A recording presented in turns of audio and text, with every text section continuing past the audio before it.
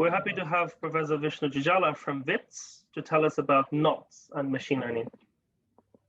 Thank you very much. Welcome to my kitchen, or as I see several friends in the audience, welcome back to my kitchen. Thanks to the organizers and thanks for the invitation to speak. This conference, organized by Jonathan, Yong, Alexander, Dagash, and Yao, has been phenomenal in my opinion. I tried to make this talk accessible to a broad audience, so I apologize if I dwell on stuff that you know very well, but please feel free to interrupt the talk and ask questions as necessary. Okay, so let me try to, there we go. So this is work I did recently with my master's student, Jessica Craven, and Arjun Kaur, who's a postdoc at UBC. They're both awesome. I've given the reference to the archive paper on the slides there. Basically, I'm trying to do some work in knot theory. This knot theory is a use case for a broader idea of mathematical phenomenology, or physical mathematics, if you like. The prototype example may be mirror symmetry in Calabi-Yau geometry. So Dixon, Lerche, Vafa, and Warner first noticed that two Calabi-Yaus give the same physics upon compactification. And then Green and Plesser developed this theme, and Candelas and collaborators used this idea of mirror symmetry to solve problems in enumerative geometry. And all of this was done at a quasi-phenomenological level before formal results in mathematics followed by Giventhal and by Yau and collaborators. So it's in this spirit that I'm approaching certain problems in mathematics. We'll try to use machine learning now as a new tool to develop the phenomenology, and then we'll go look for mathematical formal realizations of the phenomena that we're seeing. So machine learning, as Rock just outlined in his previous talk, has been used to calculate various things in high-energy theoretical physics and in mathematics. It's a black box that we've mainly used so far in order to make associations between various things. So we want to bridge the success to new analytic results and new ways of calculating in mathematics and in high-energy theory. So knots are S1s that are embedded in S3, and I've depicted some of the very basic knots here. The unknot is really no knot at all. Then we got the trefoil, the figure eight, the cinquefoil, and the three twist knots. So these knots can be drawn in many different ways. So here are two different ways of drawing the unknot, due to Thistlethwaite and due to Ochiai. And if you just look at this, it's very difficult to see how this is the unknot just by inspection. So in order to identify knots and distinguish them from each other, mathematicians use topological invariants. So a topological invariant is independent of how the knot is drawn. And one such topological invariant is the Jones polynomial. It's defined in terms of the so-called Kaufman bracket, which has certain rules. And I normalize things here so that the Jones polynomial of the unknot is 1. We'd like easy ways of computing these topological invariants. And in this case, in knot theory, there's a nice physical structure that underlies mathematical structure. And this is quantum field theory. So quantum field theory enables us to compute certain classes of topological invariants. They're topological because they're independent of the metric you put on the manifold that you're studying. The quantum field theory that's most naturally associated to knots is a theory called Chern-Simons theory in 3 dimensions. And the path-ordered exponential of the Chern-Simons connection, when you take the trace in various representations, gives expectation values what are called Wilson loops. And these Wilson loop expectation values give us certain topological invariants, in particular, the Jones polynomial. So the Jones polynomial is the unknot normalized expectation value of this Wilson loop operator as computed in quantum field theory. The n, which indexes the Jones polynomial, is called the color. It corresponds to the dimension of the irreducible representation of SU2 that you're taking the trace in. And n equals 2, the fundamental representation of SU2, is the ordinary Jones polynomial. The higher representations give us these colored Jones polynomials. The path integral that you're doing in order to compute these things is over SU2 connections modulo gauge transformations. So the Wilson loop is an object in Chern-Simons theory that gives us a certain class of topological invariants, these Jones polynomials. So I've written down the Jones polynomial for the figure 8 knot. It's the first boxed knot in the slide. It's a polynomial it's a Laurent polynomial in this variable q. Q is either the 2 pi I over k plus 2. K is a level of the Chern-Simons theory. It's integer quantized. And the k plus 2 corresponds to one loop corrections to the SU2 path integral. The 2 is a dual Cox-Zerre number of SU2. A second knot invariant is the hyperbolic volume. You define the knot complement by taking the S3, in which the S1 is embedded, and subtracting out an epsilon-sized tubular neighborhood around the knot. And the complement, Thurston showed, admits a Riemannian metric of constant negative curvature. So, for example, the figure 8 knot, the first box knot, and the 3 twist knot, the second box knot, are hyperbolic knots.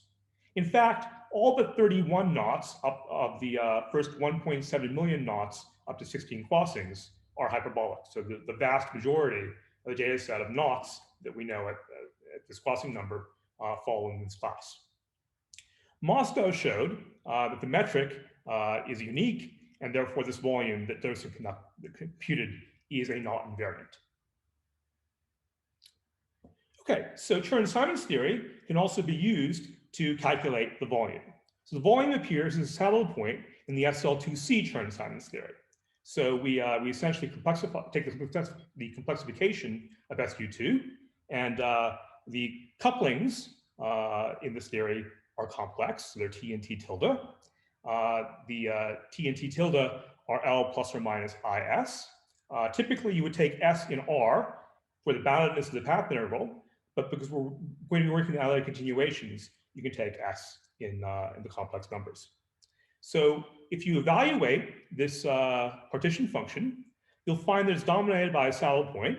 The saddle point corresponds to an SL2C valued flat connection called A+. This is called the geometric conjugate connection. And evaluating this path integral on that saddle point gives us the volume and the Chern-Simons invariant of the knot. So these are topological invariants that are again captured by features in this quantum field theory. So the volume conjecture relates these two topological invariants. So if you take the colored Jones polynomial and you evaluate this at an nth root of unity, and you take the n goes to infinity limit, in fact, you take the n and the k goes to infinity limit in order to do this evaluation, you will get the volume of the knot complement.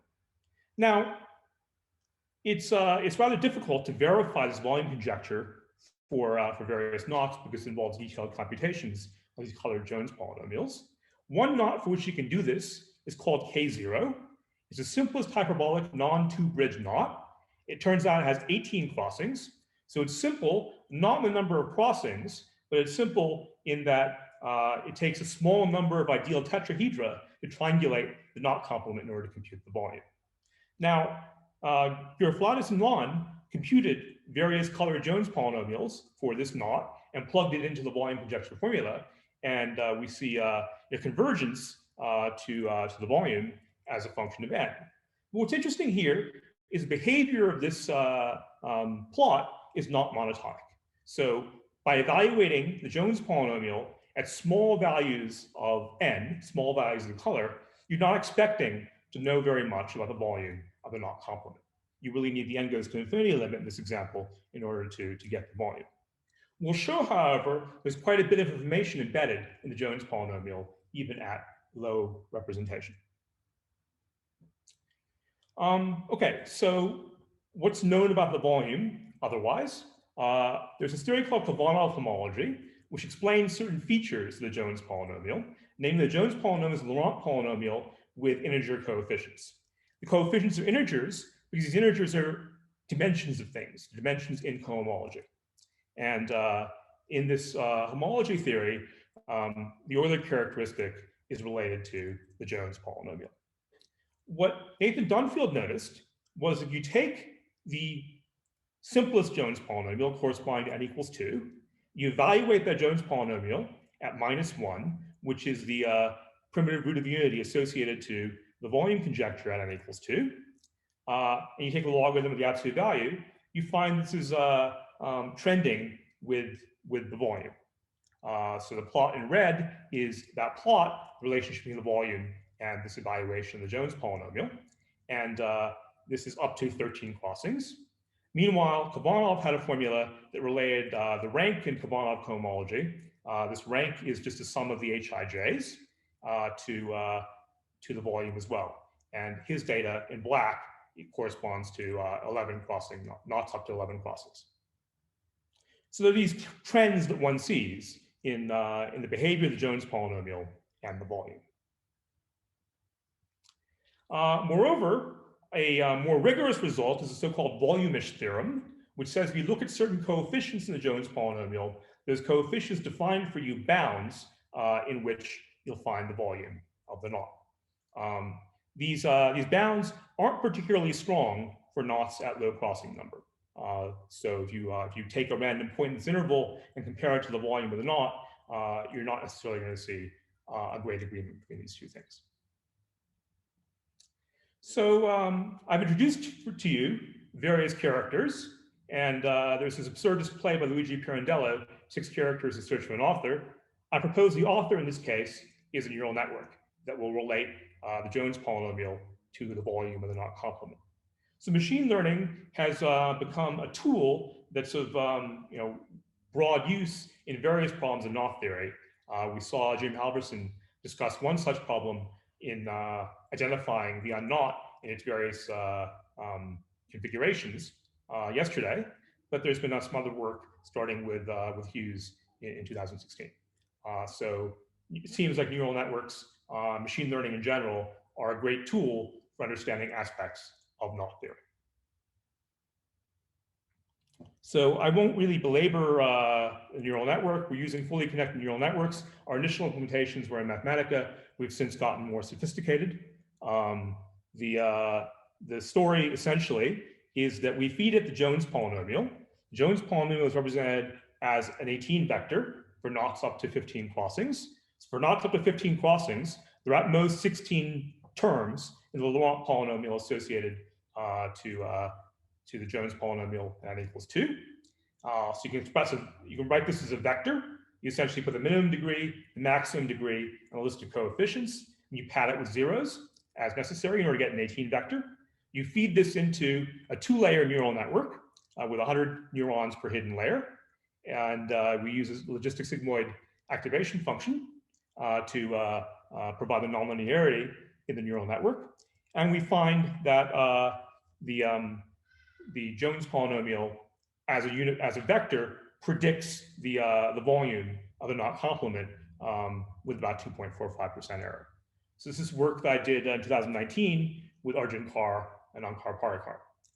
In this experiment, we trained with only 10% of 313,209 knots to 15 crossings. In fact, these errors have become are still very, very low, even if you make the training fraction much, much smaller. So for example, 0.1% is good enough in many cases in order to get a reasonable error, less than 3%. So we feel this is a success in machine learning some aspects of knot theory. But of course, we'd like to do better. So the reason why there's an error here, part of it's intrinsic. If you take 2 knots with different volumes, they can have the same Jones polynomial. So Jones polynomial as a topological invariant doesn't uniquely identify a knot. In fact, even for the unknot, we don't know that the Jones polynomial is a unique identifier. So for example, the figure 8 knot and this knot K11N19, a knot with 11 crossings, have the same Jones polynomial, but different volumes. In our data set, up to 15 crossings, there are 174,619 unique Jones polynomials. And when Jones polynomial is common to multiple knots, the average spread on their volume is about 3%. which is as good as a neural network is doing. The fact that different knots may have the same Jones polynomial is an intrinsic mitigation against overfitting in this data set.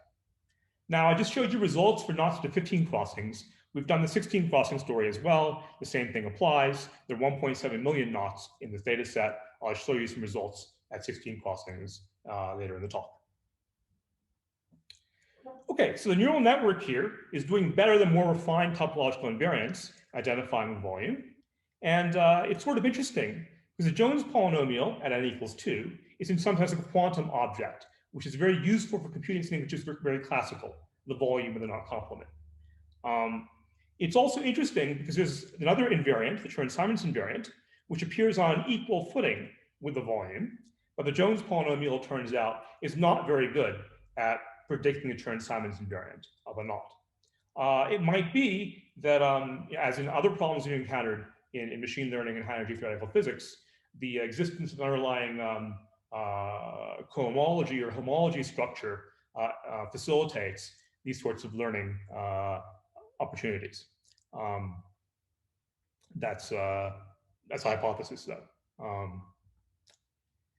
We know there's a universal approximation theorem, which says that a feed-forward neural network with a sigmoid activation function and a single hidden layer with a finite number of neurons can approximate continuous functions on compact subsets of Rn to arbitrary precision.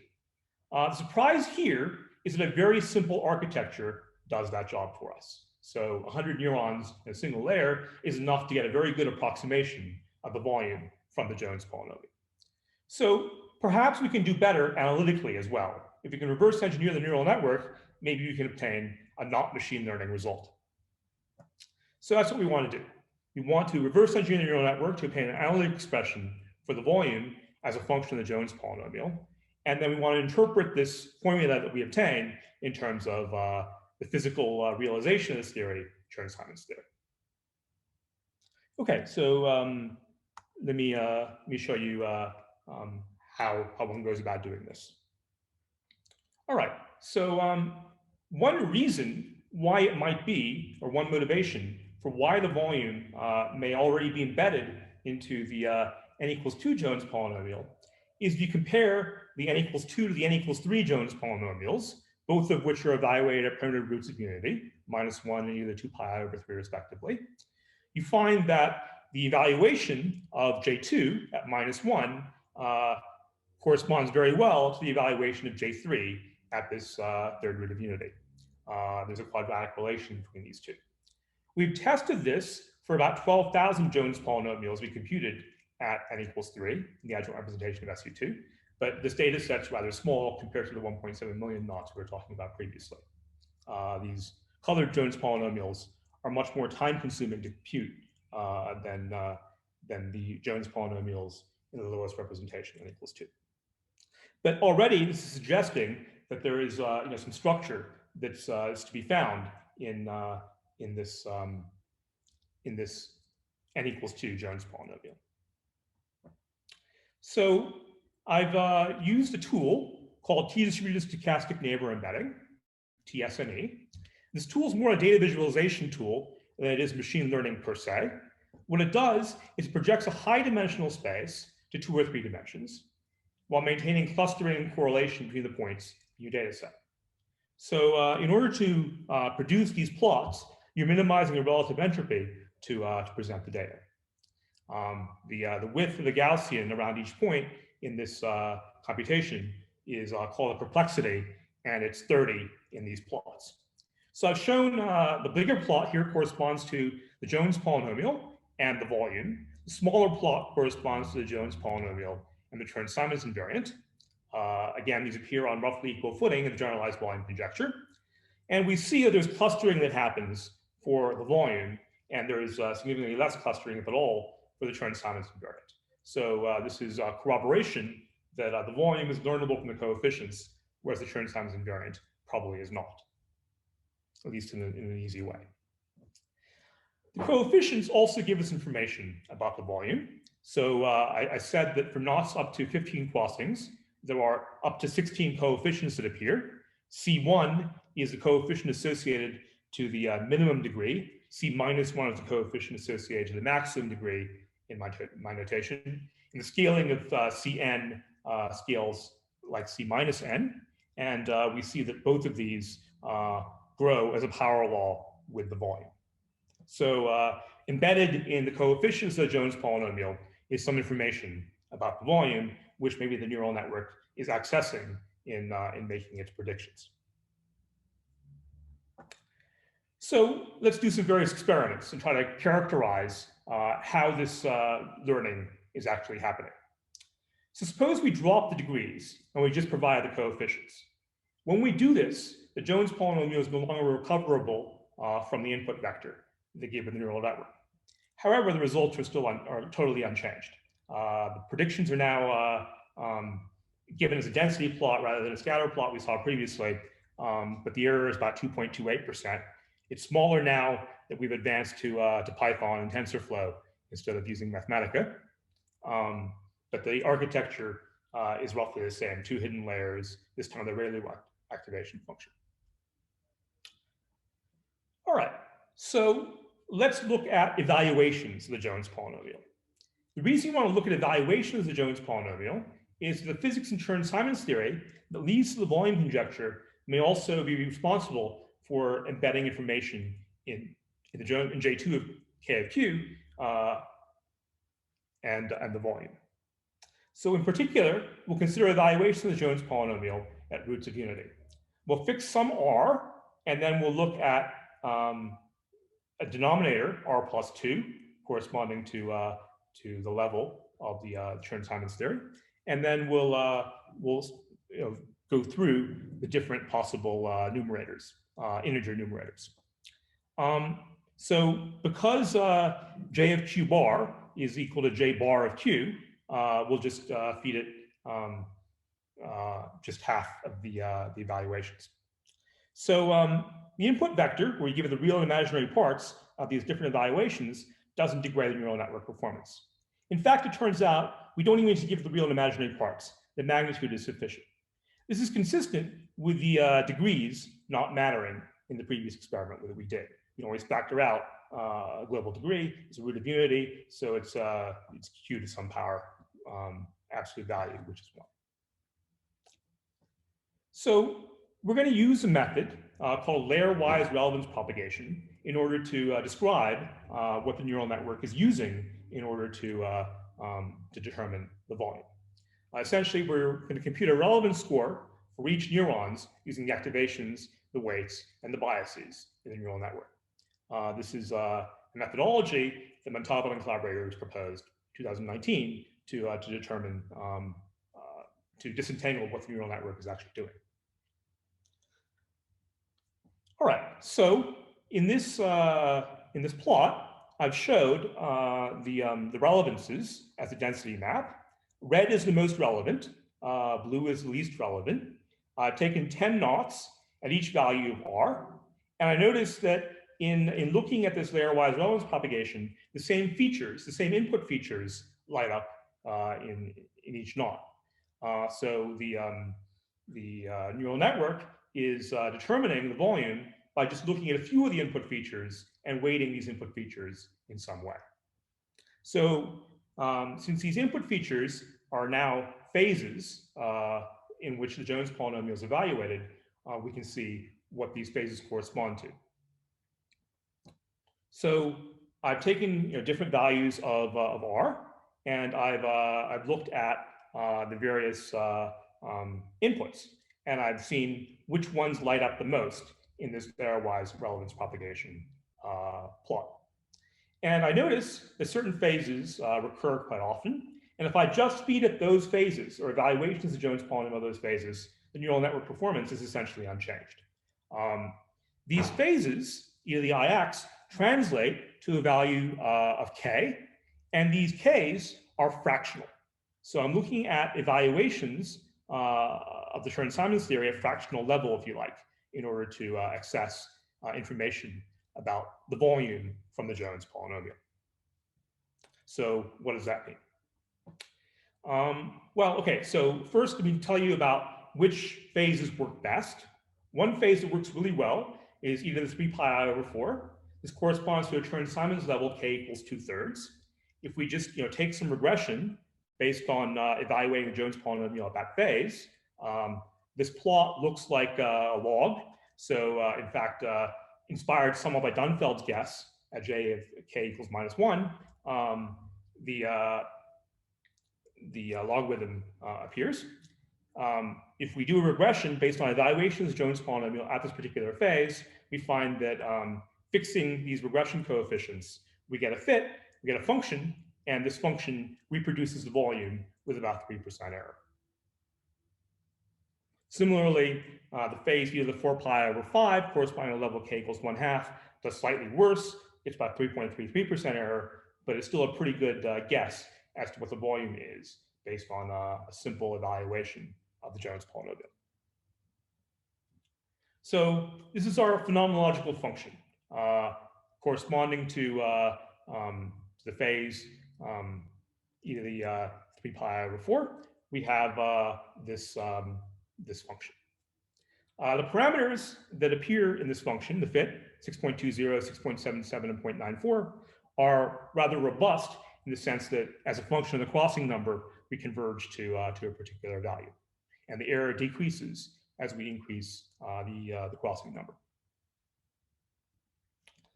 So we did a scan then of various phases, and we found the best fit to this function at each of these phases. And we see that the best fit function, v of x, corresponds to a phase e to the ix equals e to the I times 2.3. So that angle 2.3 is very close to the 3 pi over 4 that I was talking about previously.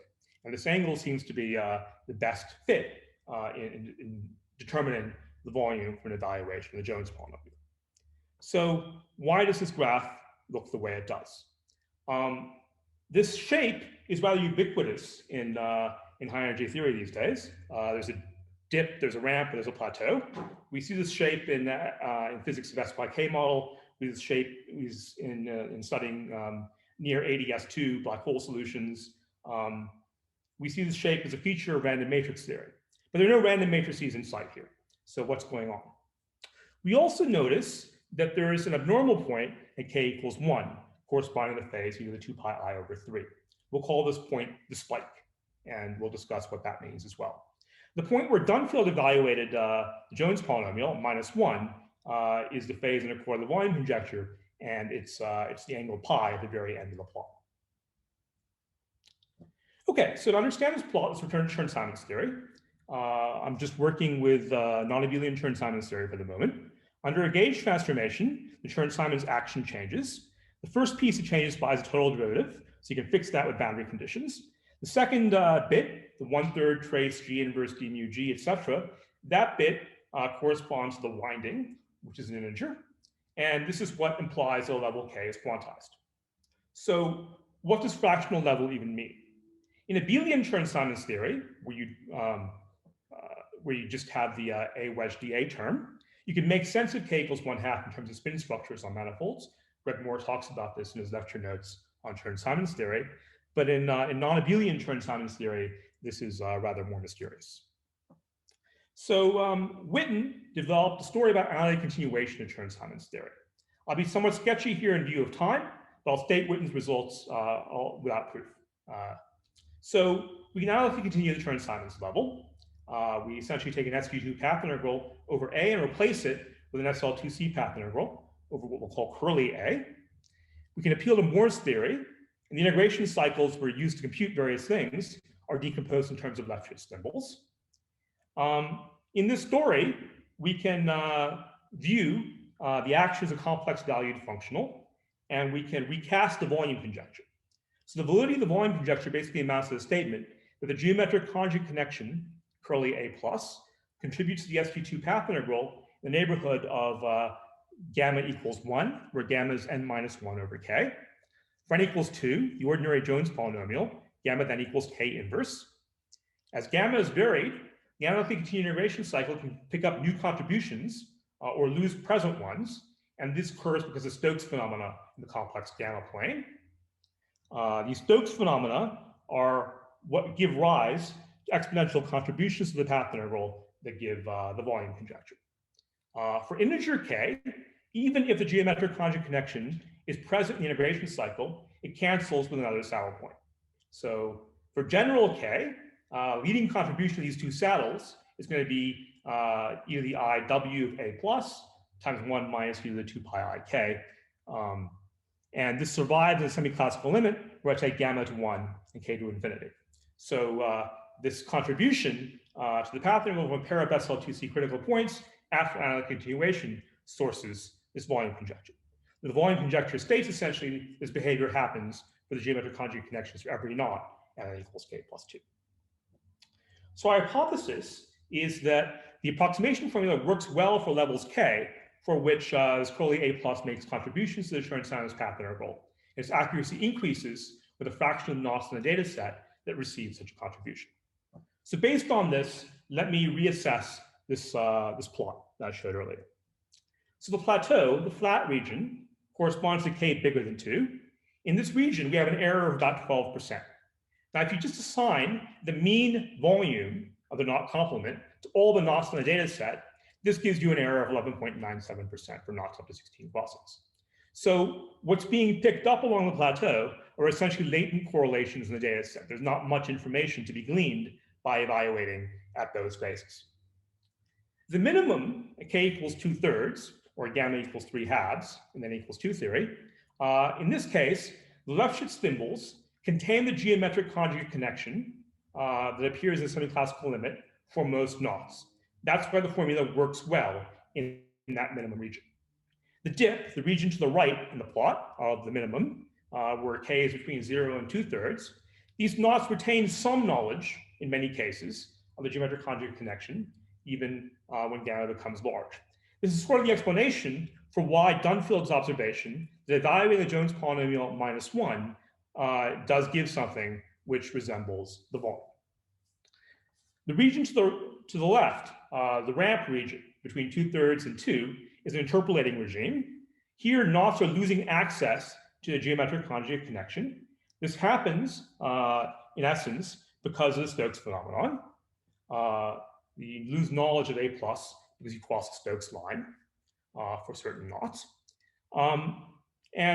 We notice, Witten noticed in his analytic continuation paper that at k equals 3/2, the geometric conjugate connection of the figure 8 knot appears. So this is consistent with the idea that somewhere in this region, this geometric conjugate connection is appearing for many, many knots. The spike near k equals 1 happens because, as I said, this is a case where different saddle points cancel. At integer values of the level, the path integral receives contributions only from the SQ2 value critical points, so no analytic continuation SL2C is even necessary. And as a result, because we lose the geometric conjugate connection, the error becomes high again. We only have access to latent correlations in the data set. So the conclusion we draw from this is the geometric conjugate connection is crucial to the success of our approximation formula, and the neural network is picking this out, the information that's captured by evaluating the Jones polynomial at these particular phases. We can ask if there's a better formula that we can write down. So our reverse engineered function gave a 2.86% error compared to a 2.28% error for the neural network, the latter of which is essentially intrinsic to the fact that the Jones polynomial is not a unique identifying feature of a knot. Can we do better with a better formula? And if so, how much better? So it was suggested to us in correspondence with Thomas Fischbacher and Hagen Munkler that a new error measure might be useful here. So suppose we take the variance of the actual volume minus predicted volume over the variance of all the volumes in our data set. We'll call this a sigma measure.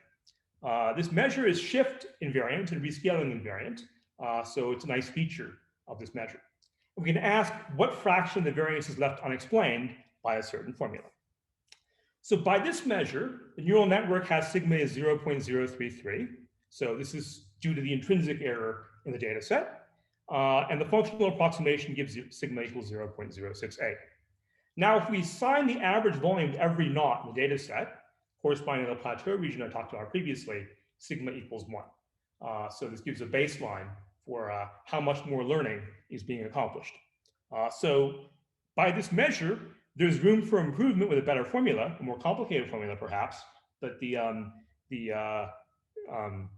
really cool thing is that our approximation formula with only 3 fit parameters that we fixed by regression works as well as it does.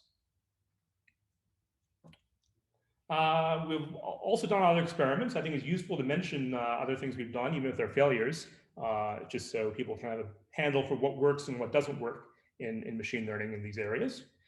Different representation of the Jones polynomial work just as well. The Kovanov polynomial predicts the volume with 97.2% accuracy, while the Hanfly polynomial does 93.9% accuracy using the same architecture we use for the Jones polynomial. In this case, the Jones polynomial is derivable as particular limit to the Kovanov polynomial and the Hanfly PT polynomial. The Hanfly PT and the Kovanov polynomials are both polynomials in 2 variables rather than 1 variable. So we just relate both these variables to Q in order to get the Jones polynomial. So if you give it a more complicated expression, even if that more complicated expression knows a lot more than the Jones polynomial, it's more difficult to extract the volume. The Chern-Simons invariant doesn't look to be learnable from the Jones polynomial in various experiments we've done. So this suggests there's a difference between the two, even though they appear on an equal footing in certain formulae. Finally, there have been some recent symbolic regression software packages that have been developed. These formulae give 97% accuracy, but they're not as interpretable as our evaluation that we looked at. So I'm nearly out of time. Let me summarize and finish.